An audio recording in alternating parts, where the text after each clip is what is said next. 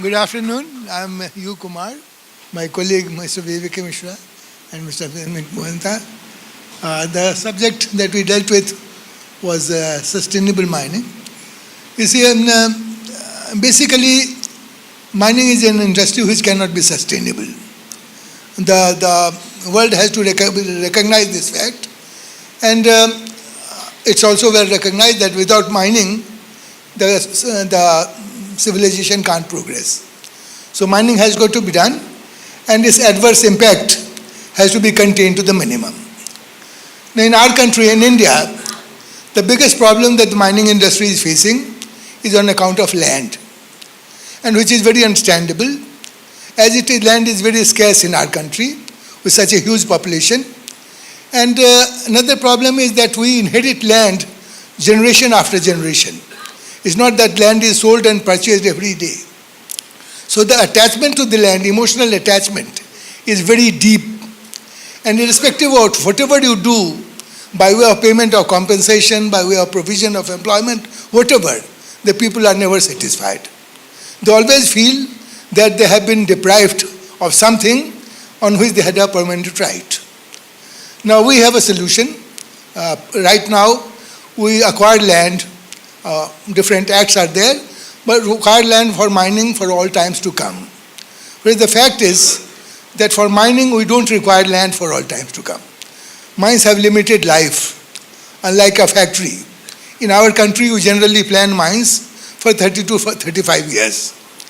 So we have suggested that instead of acquiring land for all times to come, then breaking it and leaving it after you have finished mining, you acquire land, you take land on lease.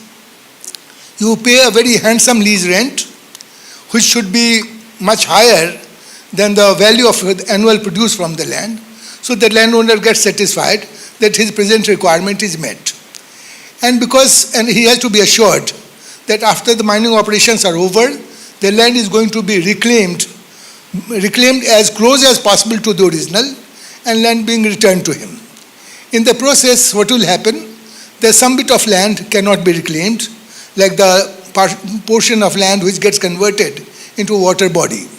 But because that water will be available, it will be at all time source for irrigation, and whatever land is reclaimed, its productivity is going to be much, much higher than the productivity of original land. So you will get more than compensated.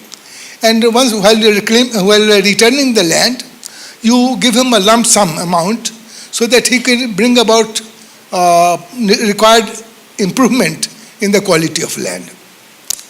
Now, another issue on which our mining industry is being heavily criticized is the compliance with the regulatory regime.